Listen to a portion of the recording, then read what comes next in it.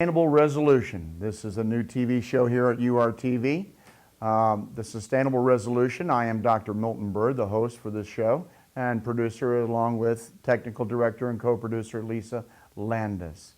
We want to welcome you this evening to all of you who are enjoying our show, and we had our first broadcast last week, and we had quite a diversity of discussion at that time. Currently, under the General Assembly in Raleigh, there is House Bill 577 for medical marijuana. It is medical cannabis. Let's make that clarity here. For cannabis is the name of the plant and the type of therapy that is addressed by the American Medical Association. So in the next 3 weeks, we will do some major addressing in regards to that. We will be having on the 27th the attorney who drafted House Bill 577, Ben Scales, who is on the board of directors for the North Carolina Cannabis Patients Network. He will be on the air with us live on the 27th to talk and interact with call-ins, and this is a call-in show, so if you want to call in anytime, please do so. Ben and I will interact with public call-ins on House Bill 577. On 420, which is a 420 event, and anybody knows about the cannabis community, that 420 is recognized as a term for cannabis. On April 20th, the music group, Jamin Brahman, will be performing at Pritchard Park as a part of a 420 event. They will be raising money for Habitat for Humanity, and there will be some local artists there performing, Dr. Gordon Palan, as well as Jennifer Foster, who is the president of Normal. Also, to pass this on to you, UNCA Drama Department is producing, as of the beginning this evening, 8 o'clock, through this weekend with some matinees, Reefer Madness, the musical. Now, there was a movie made in 1936 by the federal government called Reefer Madness. We're going to take a look at that this evening. And the reason for that, it is a principle of understanding what our society has gone through over this issue called cannabis, this social imprint of conditioning by the media, by communication resources, and we've seen a lot of spin from the federal government, from society at large, in many different ways on this subject. So, Lisa, will you go ahead and begin the roll-in for the movie Reefer Madness?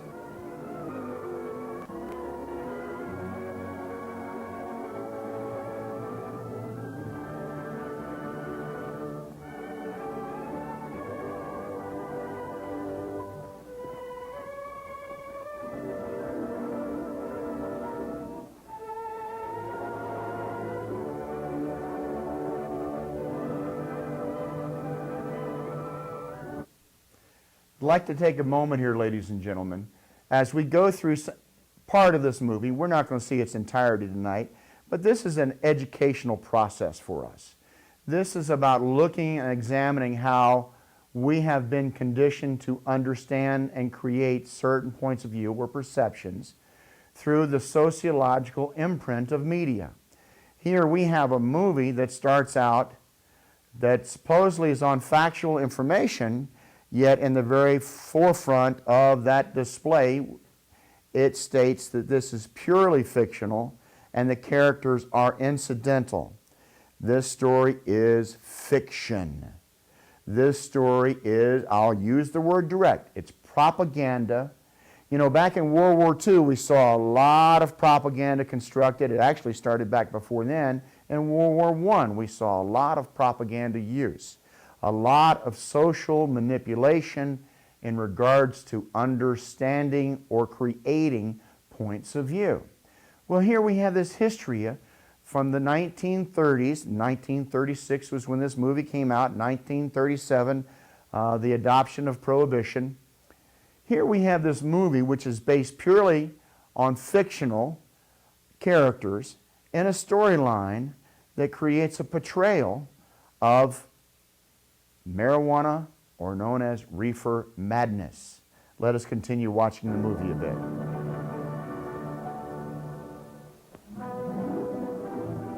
The motion picture you are about to witness may startle you. It would not have been possible otherwise to sufficiently emphasize the frightful toll of the new drug menace which is destroying the youth of America in alarming, increasing numbers.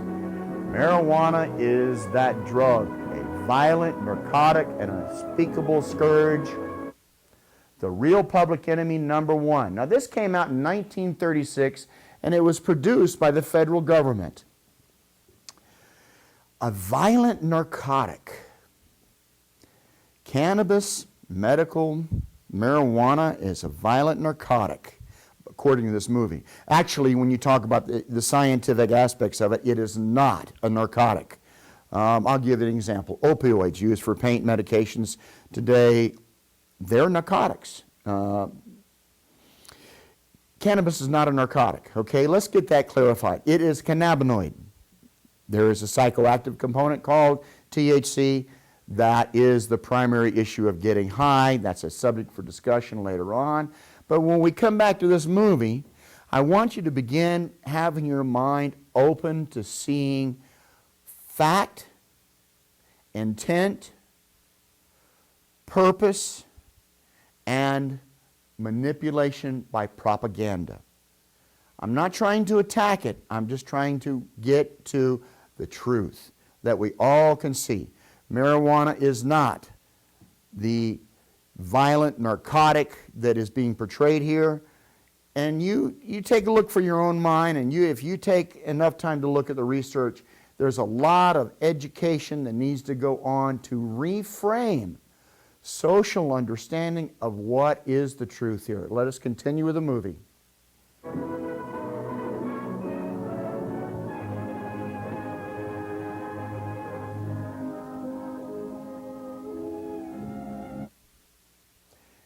Take a look at this, folks. I'm going to read this. Its first effect is sudden, violent, uncontrollable laughter. Then comes dangerous hallucinations. Space expands. Time slows down, almost stands still, fixed.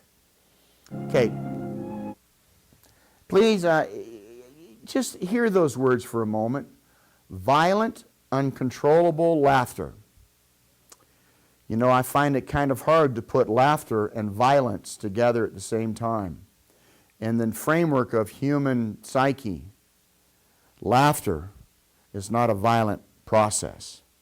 Matter of fact, quite often, it's an expression of release. Some cases, it's joy. Some cases, it actually is a release of sorrow, that someone has to laugh at something, that they have sustained such an injury that the only way they can manage it is by laughing. But violence doesn't fit laughter. Let's go back to the movie and go.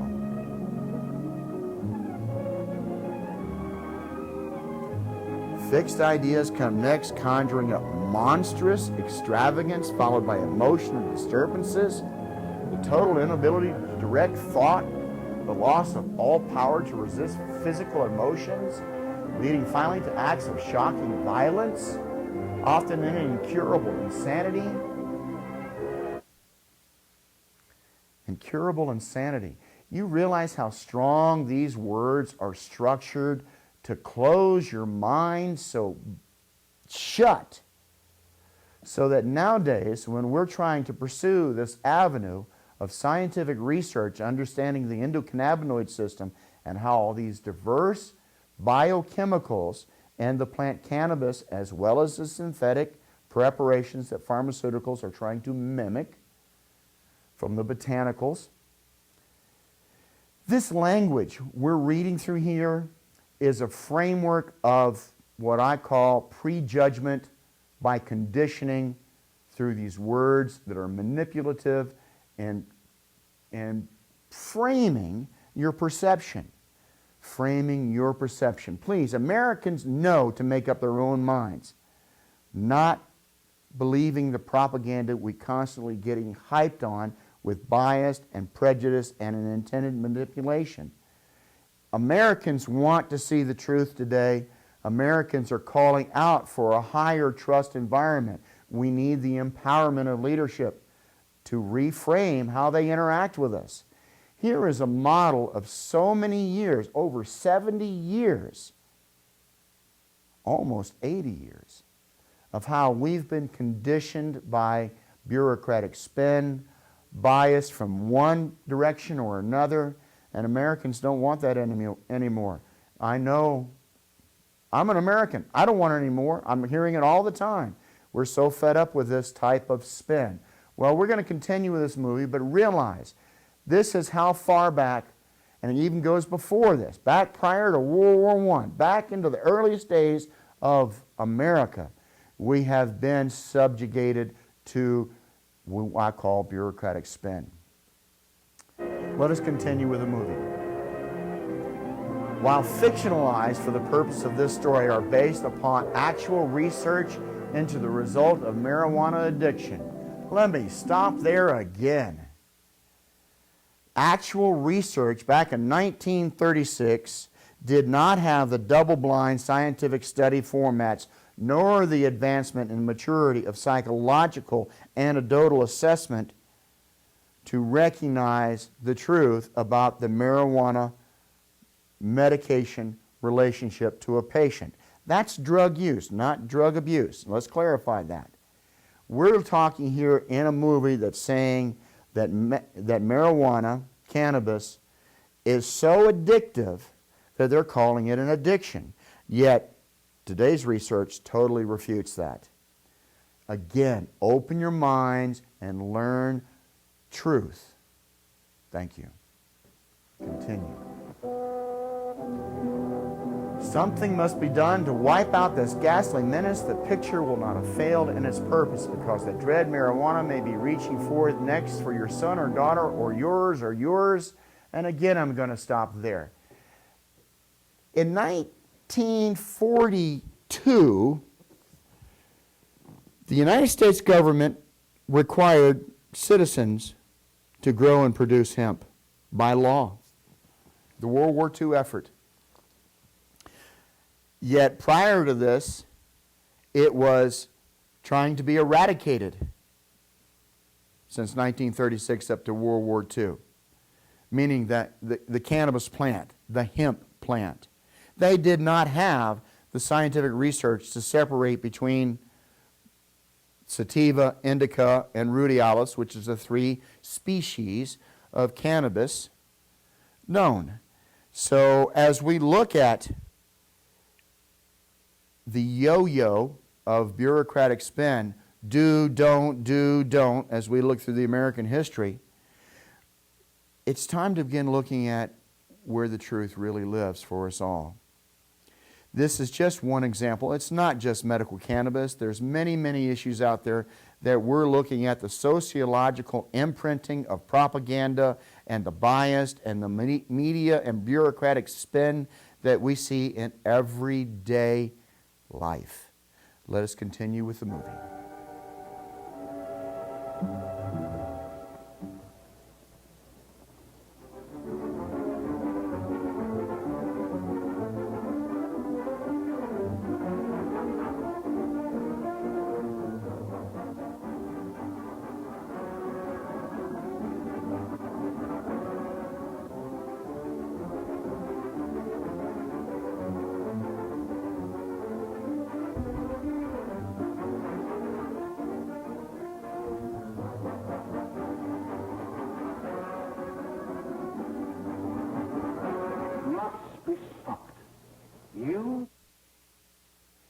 Before we get into this character, Dr. Alfred Carroll, who is presenting to these parents to tell their children on this subject, the portrayal here that he is the authority telling and educating the public at large. Well, in essence, basically, I'm trying to take that same role of educating the public, as this character does, but it's a totally different format. His is through what I'll call the bureaucratic spin of authority. All I'm doing here is asking you to decide for yourself, to begin learning and understanding where the truths lie, where the capacity for changing your mind is yours and no one else's, because the freedom of choice always is yours, whether you be an American or any other culture or community in this world, because it's the human event. And we're all in this together. So in this, as you're looking at this, you're a parent, tell your children to understand the truth. Show them they can think for themselves. Teach them how to observe, understand, but just don't blatantly buy into what is thrown your way, because that's how propaganda and hate, we'll talk about that more later in the show, take root. We don't want these things taking root. We want to see through and beyond them so that we all grow in this human event and develop our own capacities for our transformation and transition to a better, more sustainable future. Continue, please, Lisa.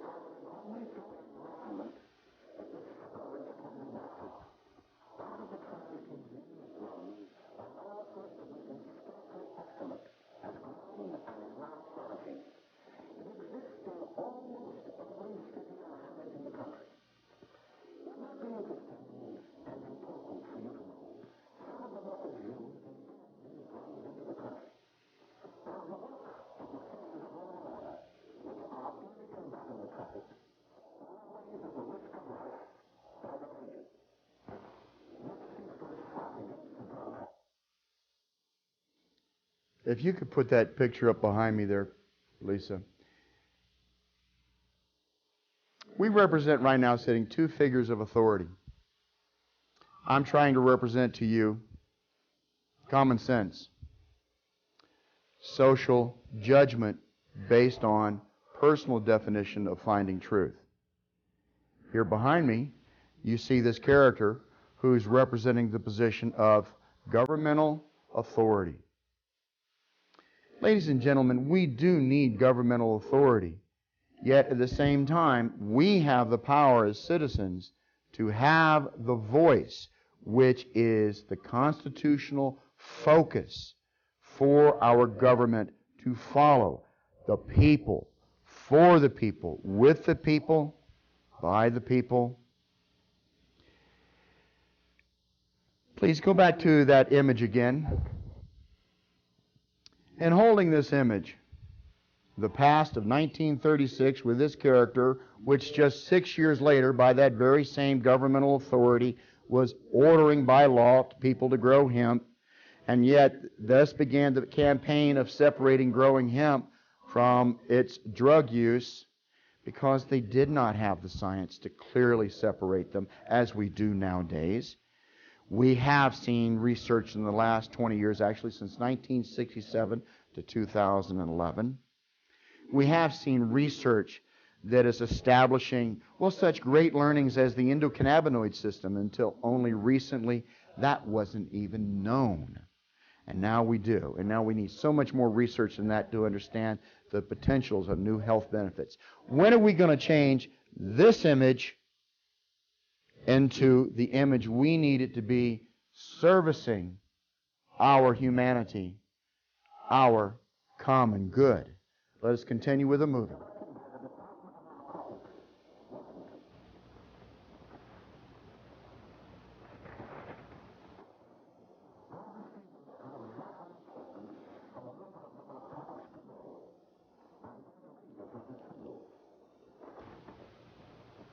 My dear Dr. Carroll, the suppression of the use of marijuana and of the forces lurking behind it are the most important jobs this department is now engaged in. At the outset of this letter, there is one vital fact I would like to submit. There is a powerful agency. I speak of the school parent associations of this country, which can be invaluable in stamping out this scourge. Their help, their eternal vigilance, could be the deciding factor in our fight against it.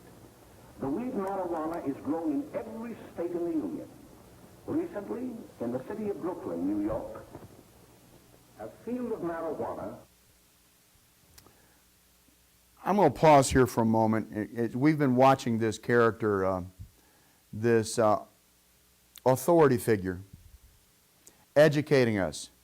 And as we look through the history of this drug war, we look through the history of this prohibition approach, we see people, as you were watching the parents earlier, having trust. I mean, this is the government. This is one of the things that came out of World War I and World War II.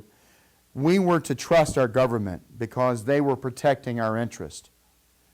Now, since that time, there's been this evolutionary process in government's bureaucracy and what we'll call spin. But what has happened sociologically?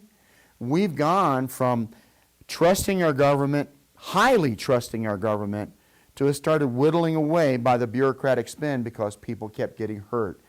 People kept getting prejudged and blocked out of due justice and due process.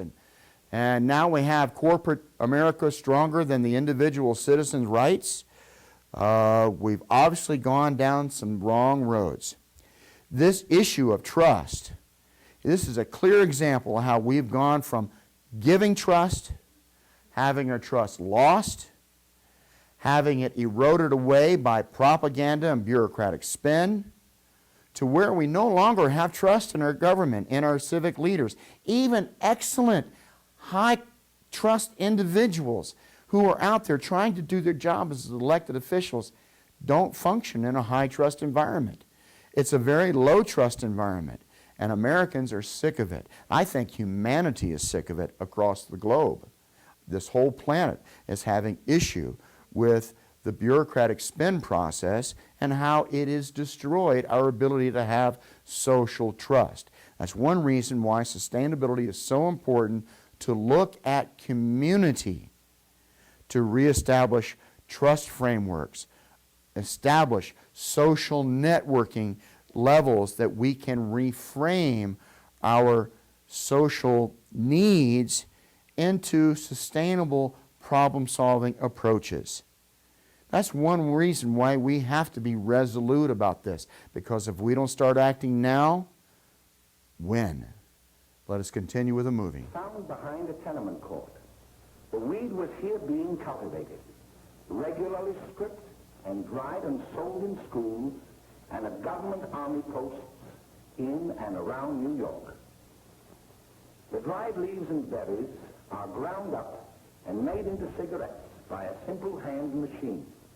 The deadly narcotic is thus quickly and easily prepared for its market.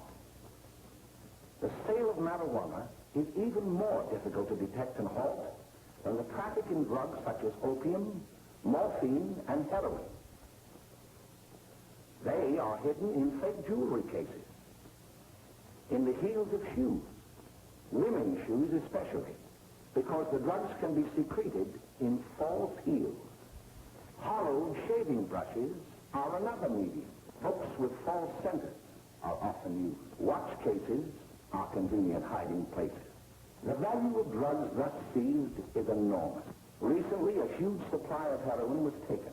It was concealed in an apparently harmless shipment of 35 barrels of olive oil. The deadly drug was burned in the incinerator of the Bureau of Engraving and Printing. And more vicious, more deadly even than these soul-destroying drugs is the menace of marijuana. No doubt many of you do not believe that these things do happen, but they cannot happen to you. How about putting us both back up again there?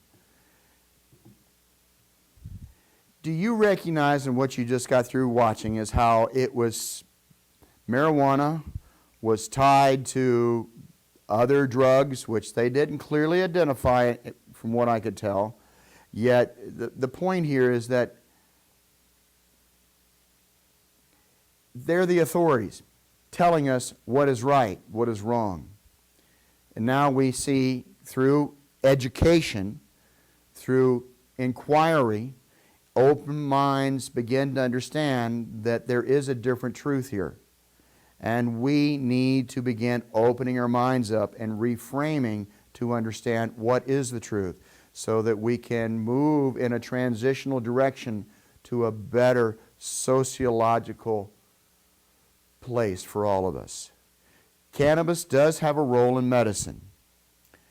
It also has other roles that sometime in the future we will talk and share about that. This is just one subject in greater social issues and life for sustainability. There, up above me, is a classic old framework style of authoritarianism that we used to trust highly. We can't do that anymore. Ladies and gentlemen, this is America, but even more than that, this is humanity. We have got to reframe everything. Let us continue with the movie. They also believe that the facts have been exaggerated. Let me tell you of something that happened right here in our own city. You probably read about it in the paper. However, I'll give you the real facts behind the case. There was an apartment near one of our high schools. It was run by a woman known as May Coleman.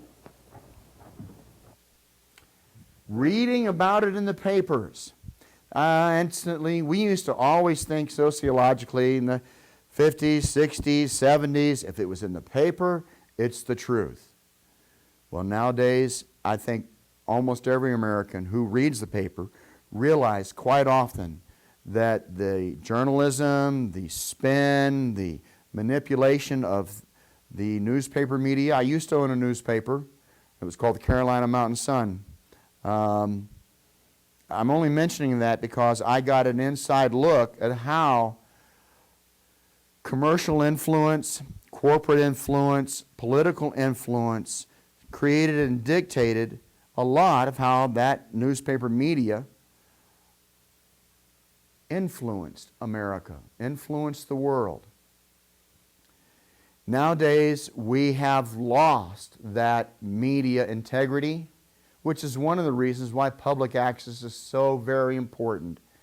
It does create the freedom of speech, but it also represents the position of ultimate freedom of speech and thereby addressing biased, discriminatory points of view in an open format. Because when you talk about issues of hate, and I'm going to pull this over here for Lisa to grab, 10 Ways to Fight Hate, a community response guide, and this is published by the Southern Poverty Law Center, and we'll explore this later on in the show as time permits or in other shows. This conditioning, this buying into media with the bias and prejudice that we have seen occur, I mean, even in today's newspaper, if you take your time with an open mind to look through it, you'll see that the standard of quality of truth is not there. Is it a low trust or a high trust situation when you read the newspaper? That's something for the media to think about. Because if we don't start reestablishing trust in our media, where are the people going to turn to find out the truth? I'll be honest to you, from each other. Because we're not going to trust the spin. People are smarter than that. Let us continue with the movie. Don't forget, folks, this is a call-in show, so we'll certainly welcome any input and any call-ins.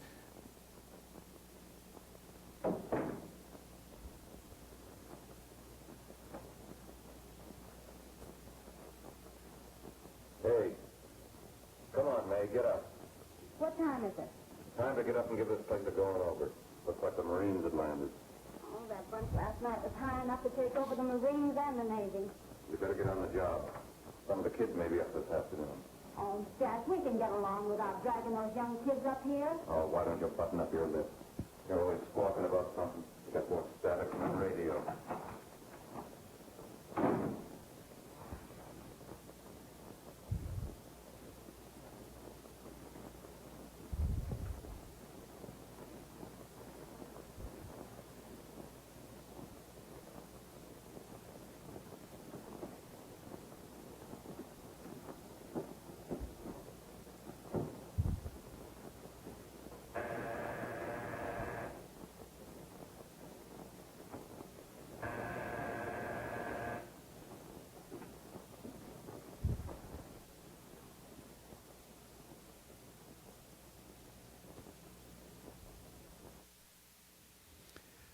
You're seeing one of the earliest examples of how sex sells. In 1936, this particular shot was considered so risque of this woman putting on her hose, and actually she even reveals even more here in a minute or so. But this was one of the early examples of how sex sells. And I want you to understand, this movie is specifically structured in such ways to represent that type of propaganda selling. We'll continue.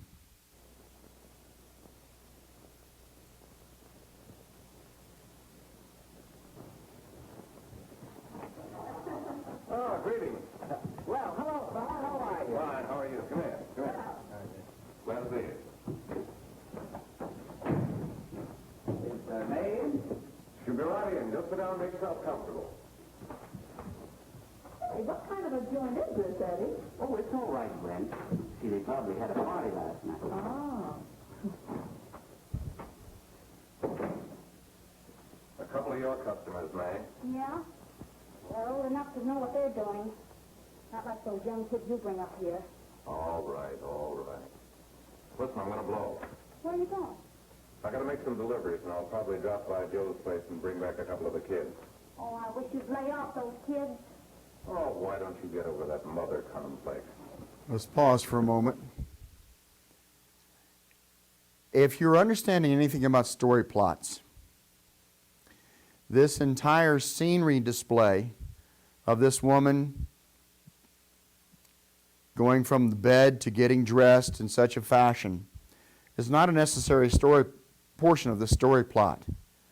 It is just spin. And I wanted you to realize this, because we are under all kinds of influences today in our media in regards to spin. In our bureaucracy, we have spin. In our books, we have spin. And the way we talk in corporate America, we have spin. Let us continue with the movie.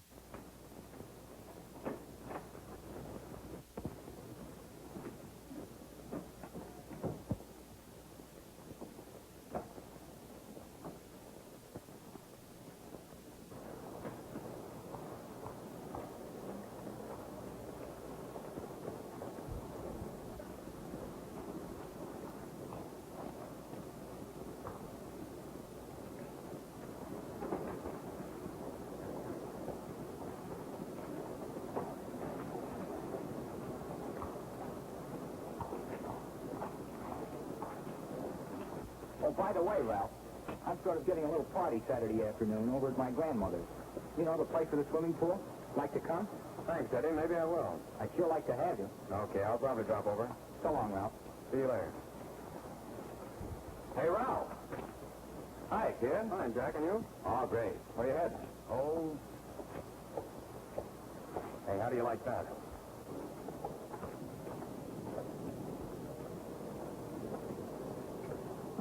That's the one I was telling you about. Very nice. I don't know why you want to make such a fuss over that Ralph Wiley. Oh, he's a swell swimmer. He made the freshman team that year he went to college. Yeah, and that lets him out. My dad knows his family. None of them are any good. Father and mother just got a divorce in Paris. Yeah? You know, Ralph comes around pretty much on his own. He's been in a couple of jams. Well, I only try to say hello to him. I don't go around with him. Well, you better not. He's a little too old for us. That's what my dad said. Oh, Mary. As we're watching this movie called Reefer Madness, folks, remember this was filmed in 1936. Social standards back then represented pretty much a singular point of view. How you act, how you appeared, and there was only one race on camera, white. And of course, we know nowadays that that's not true because we are a multiracial, multicultural community at large. As you're watching this movie, begin to realize that this is not reflecting true social standards of that time or today.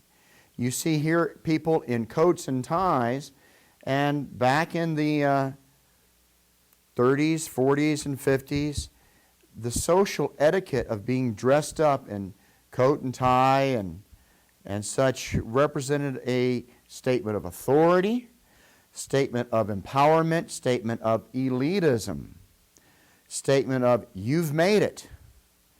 Yet nowadays we see the coat and tie as a look of, well, the corporate bosses. If you're a boss, you dress up. If you are wealthy, you dress up. And I'm meaning in this coat and tie type of fashion. It is a statement that has gone through a social history that has now negative connotations to it. You'll find elected officials who won't wear a suit and tie because they don't want to get recognized so much with that conservative statement. I mean, how many times do we judge a book by its cover? How many times do we judge a human being by the way they look? When are we going to reframe such prejudgments till you get enough just information to make good judgment? Let us continue with the movie. Hey, Bill. How are you, Ralph? Oh, hello, Ralph. You know my brother Jimmy, don't you? How are you? Well, I'd like you to meet a friend of mine, Jack Perry. Harry, Bill. How How are do you you? do? Glad to know you. We're going over to Joe's place. Why don't you come along? We have a date to play instead of doubles. Oh, you can play anytime. Come on, we'll have some laughs. Oh, we can't today, Ralph. Some other time. Can I go along with you? Sure. Hey, I'll see you at dinner, sis. Don't be late, Jimmy.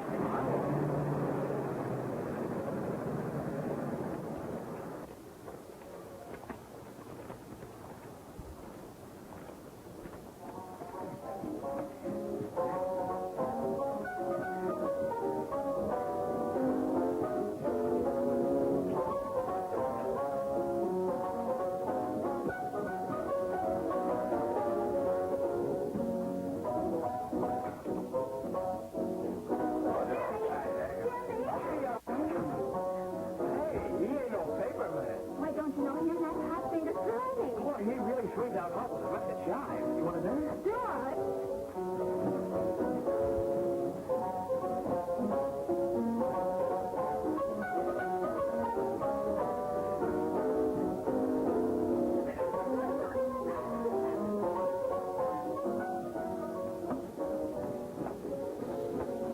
May's expecting us at the apartment a little later. Any new prospects? Maybe.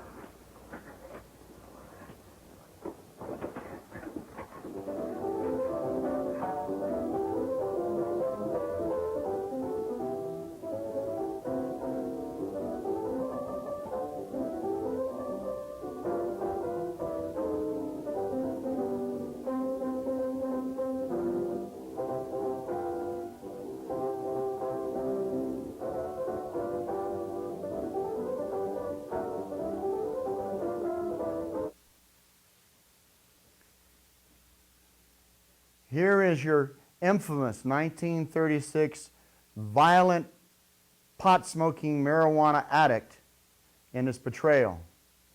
In the 70s, you would have heard somebody say, "Mellow out, dude." because it's not a violent behavior. When somebody partakes of cannabis, the actual physiologic response has a great deal to do with a sense of well-being. But what they're doing here, again, is a form of propaganda, or bureaucratic spin in this case, and quite often they seem to go hand in hand. Bureaucratic spin and propaganda, I'm not sure you can separate those truths anymore. In this point of view here, though, this particular spin, what you're trying to see is staging the perception of what's called Reefer Madness, which purely at the beginning of this movie tells you this is fictional. Yet they try to get you to believe it because it's supposedly coming from actual true events. You know what? You're a grown, intelligent person. If you're over the age of 18, you should have the ability to judge for yourself. Look at this and watch this at this point. Is it really the truth? Let us continue forward. Oh, Jimmy, you're wonderful. You're just finding that out.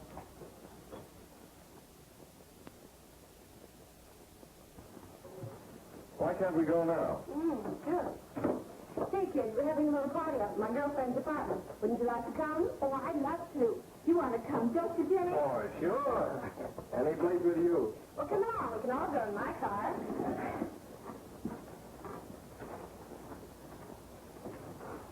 See you later, Joe.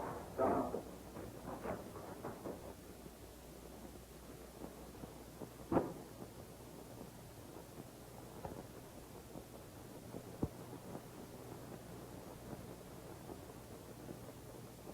It's sweet of you to help me, Bill. Well, I'll try anything except domestic science. Why, Bill, don't you want to learn something about running your own home? The answer is no. You know, after that section we had yesterday, I went home and told Mother that the trouble with her pot roast gravy was she hadn't added 3 heaping teaspoonfuls of olive oil. What did she say? She didn't say anything. She just threw me out of the kitchen. Oh, I don't wonder. Hello, children. Hello, Mother. Hello, Mrs. Lane. That was sweet of you, Mother. Gosh, hot chocolate. Thanks, Mrs. Lane. I know you can't study on empty stomachs. Now then, enjoy yourselves. He will. She will too, Mrs. Lane. May I? Oh, thank you, kind sir. You're so very, very kind. Larry, before we do that math, how about reading some of this? It's swell. Romeo and Juliet. Don't you like it? Uh-huh. You know, when I study this, I kind of think of you. I just sort of feel as though you're there beside me. Well, listen. It is my soul that calls upon thy name. How silver sweet sound lovers' tongues by night, like softest music to attending ears. Romeo, My dear, what o'clock tomorrow shall I send to thee? by the hour of 9. I will not fail. 'Tis 20 years till then.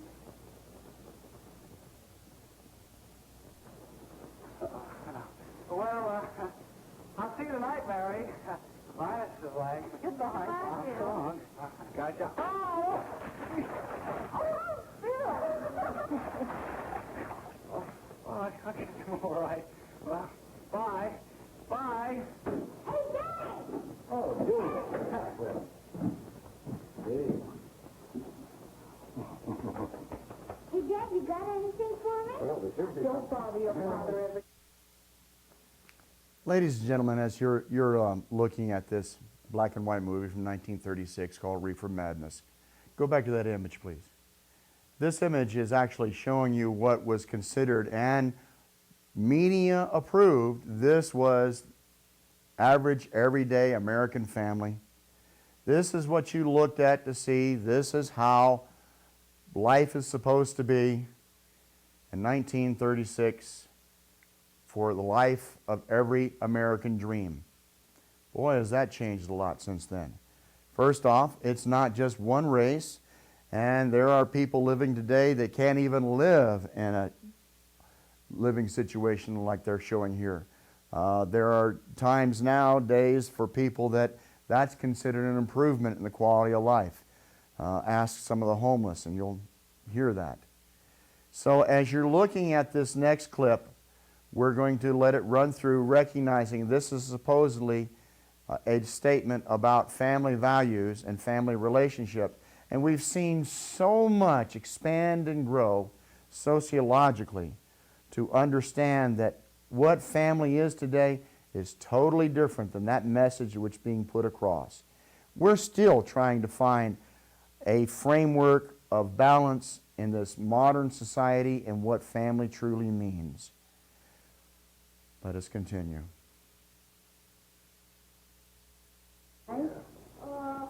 Have you? There you are. What made you so late, Bill? I was getting worried. Oh, I had to study, Ma. He was not. I saw him out walking with his girl. Bill's got a girl. Got a girl. Ma, make him cut it out. Junior, Well, Bill has got a girl. quiet. And put that candy away till after dinner. Henry, you shouldn't have given it to him. Well, he has got a girlfriend and her name is Mary. Yeah, I'll shut you up. Bill, Junior, put that carrying on. Junior!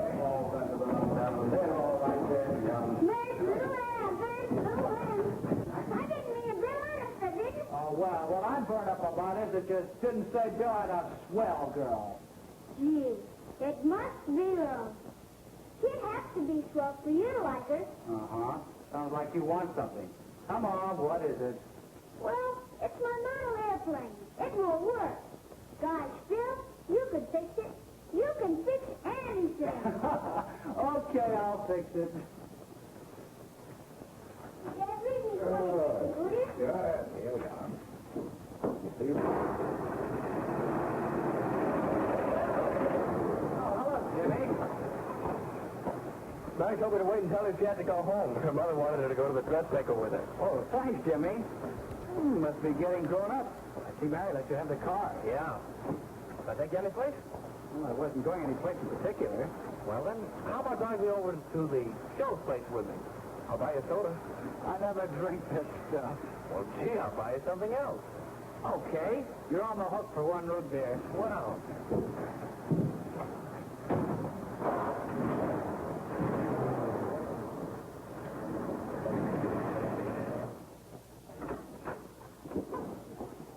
Hi, Bill. Hi, Jimmy.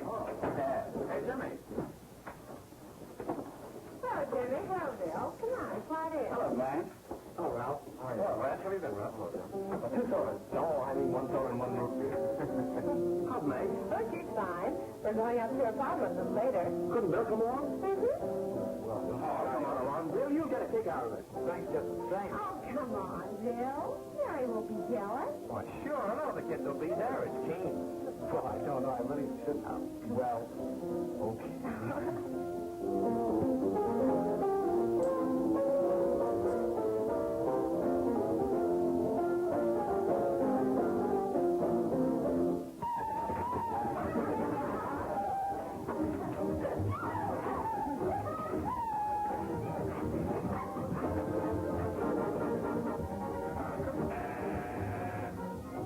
Hi, kids. Hello, Jack. What do you say? Yeah, come on in.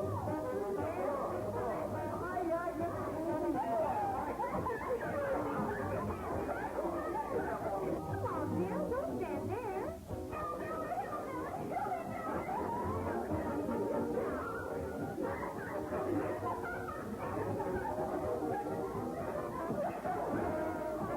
Oh, Meg, this is Bill Harper. He's okay. hello. Well, if you say so, it's all right with me. Be back in a minute. Hi, kid. How you doing? There's a new one in today. Yeah, Bill Harper. He's all right. Mike has got herself quite a yen for him. Not bad. I didn't think she had that much taste. She knows what she's doing. She's got Ralph nuts about her, and now she's got her hooked up with this new kid. Say, we haven't any more smoke. You better run over and get some. Why couldn't you find that out when I was here this morning? Now I've got my car in the shop. Well, what of it? There's Kid out there, Jimmy. He's got a car. He'll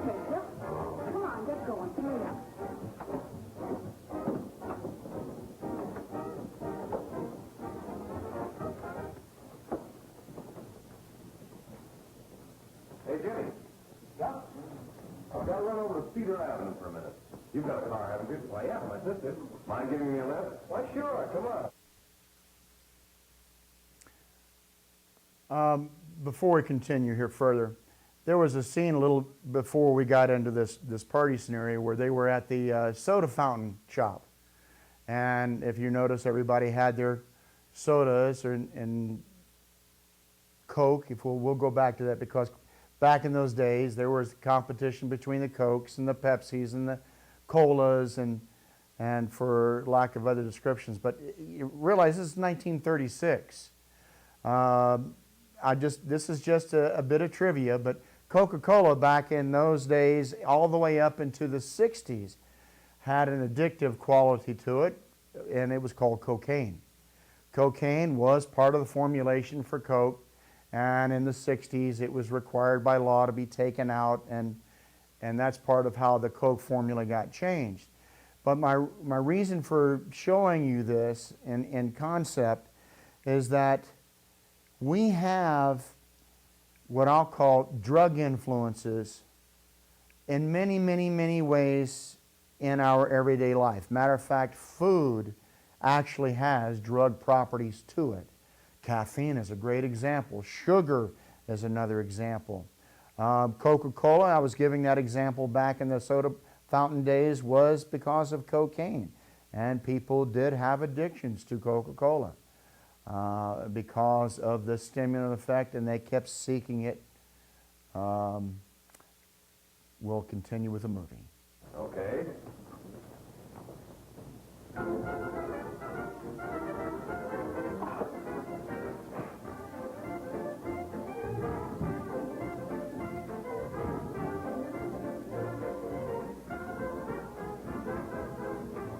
No, thank you. Well, here we are. Oh, thanks. Oh, man, don't forget to... Pause for a moment, please. I want you to take a very ironic look at this now. This is very interesting. This gentleman's getting ready to fire up a cigarette, tobacco, nicotine, which is a toxic chemical. And back actually in 1911, research came out on defining the nicotinic nervous system, which helped understand the preliminaries for understanding how the nervous system worked in the lungs. Yet here in this movie, you're seeing a gentleman getting ready to fire up a cigarette, which was legal, and then, but no to the no to the cannabis cigarette or the marijuana joint. We have a phone call. Hello, caller. Hey, Good do you evening. hear me, Doc? Now I do. Go ahead.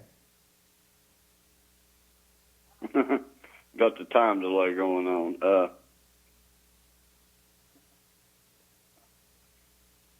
What I was wondering was, has the pot sales in San Francisco and area helped out in their tax revenue situation? I know it helps the people, but has it helped in their revenues? And that was my question. Okay. Thank you for the question. An economic impact has been significant. Thanks. You're welcome. Thank you. The economic impact has been significant, and every state that has legalized medical cannabis, so much so that the initiative is being considered and supported to further the legalization cause, because the revenue that's generated both by tax as well as economic stimulus has been significant. We've only got a couple minutes left in the show, but I want to clearly affirm to you that the economic value is growing more and more substantial and strong for the cause of medical cannabis, and even in the consideration of full legalization. Somewhere down the road, I would like to have a show to talk about that, but I think it's too early to do that, because we've got to focus on education, and economics is part of that education. So in the future shows, we're going to take a closer look of those economic impacts in those legal states. Thank you for that call, and may there be more, although we have 2 minutes left in the show, I see. So let me begin putting closure here.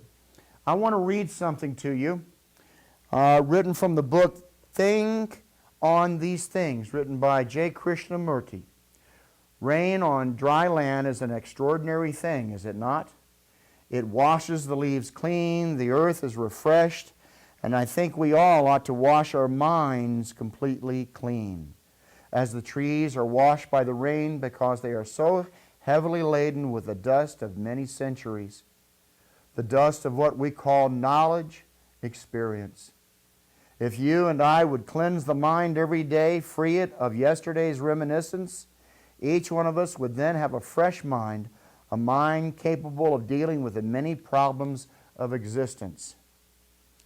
When you talk about social imprinting, when you talk about issues of hate, when you talk about issues of prejudgment or prejudice, when you talk about issues of how spin is done by bureaucracy or personal bias by the media, by journalism that lacks the high moral trust bond that we want to see in our society, in our media, in our leadership, in our lives.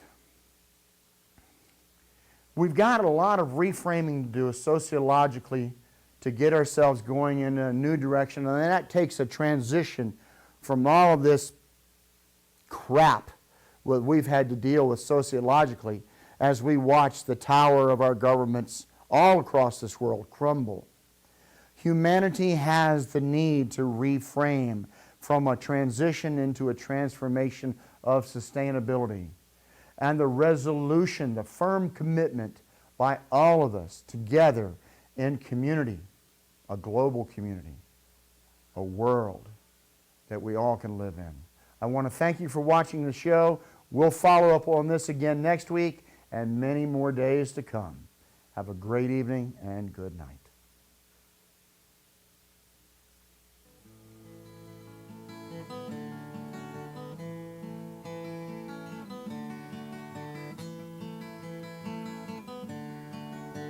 Spent my life living the rules I was brought up morally. My family was a strong one. My parents trusted me. I look to see the good in men, still do to some extent. But man is not infallible, and this law lacks common sense. In a land where crops abound, tell me honestly, how we gonna find all that earth unless we make the world concrete? And criminals with guns and knives, they used to break the peace.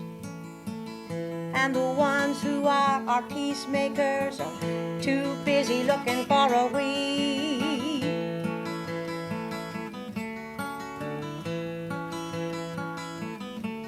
I'm not saying